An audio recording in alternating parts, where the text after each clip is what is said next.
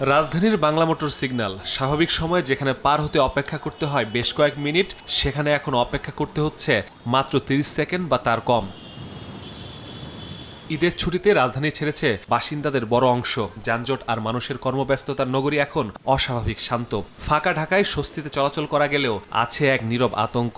রাস্তায় কোনো সমস্যা হয়, ছিনতাইকারী ধরে, এটা তো একটা ভয় থাকে আমাদের, তাই না?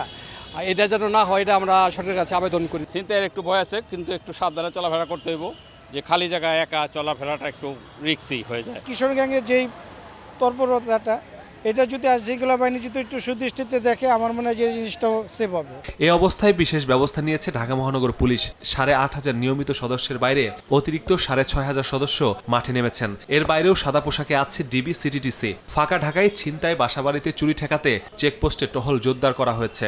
ক্রাইম ডিভিশনেই আছে 8,500, আর আমাদের অপারেশন থেকে আরও 6,000-এর মতো ডিপ্লয়মেন্ট হয়েছে।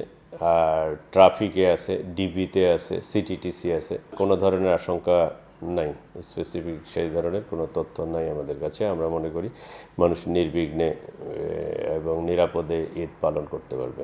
শপিং মল, কোরবানির পশুর হাট, লঞ্চ, বাস, ট্রেন স্টেশন ঘিরেও নেওয়া হয়েছে নিশ্ছিদ্র নিরাপত্তা ব্যবস্থা। অস্থায়ী কন্ট্রোল রুমের পাশাপাশি বসানো হয়েছে জাল নোট শনাক্তের মেশিন। ব্যাংক, বিমা, ওই যে বিভিন্ন মার্কেট কেন্দ্রিক যে নিরাপত্তা লোকজন আছে, তারা সচল আছে কিনা, সজাগ আছে কিনা, তারা ঠিকমতো দায়িত্ব পালন করতেছে কিনা, ওদেরটা তদারকি করা হচ্ছে।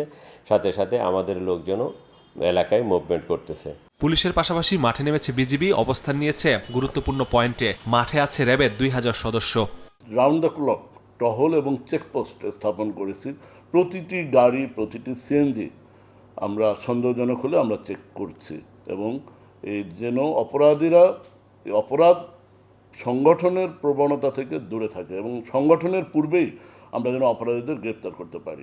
রাজধানীর মোহাম্মদপুর, মিরপুর, পল্লবী সহ বেশ কিছু অপরাধ প্রবণ এলাকায় বাড়তি নজরদারির পরামর্শ অপরাধ বিশ্লেষকদের। যে সমস্ত এলাকাগুলো ইতিমধ্যে অধিক অপরাধপ্রবণ হিসাবে পরিচিতি পেয়েছে অপরাধের কারণে, সেই সমস্ত এলাকাগুলোতে গোয়েন্দা তৎপরতা বৃদ্ধি করা এবং এই ব্যবস্থাগুলো গ্রহণ করতে পারলে কিন্তু এই উৎসবের সময় যে অপরাধগুলো হয় সেই অপরাধগুলোকে নিয়ন্ত্রণে রাখা সম্ভব। একেবারে শূন্যের কোঠায় নিয়ে আসা হয়তো কঠিন। অপরাধ ঠেকাতে চিহ্নিত অপরাধীদের তালিকা ধরে অভিযানেরও পরামর্শ বিশ্লেষকদের। মাসুদুর রহমান, সময় সংবাদ, ঢাকা। আমি কি কিছু ধরেছি নাকি?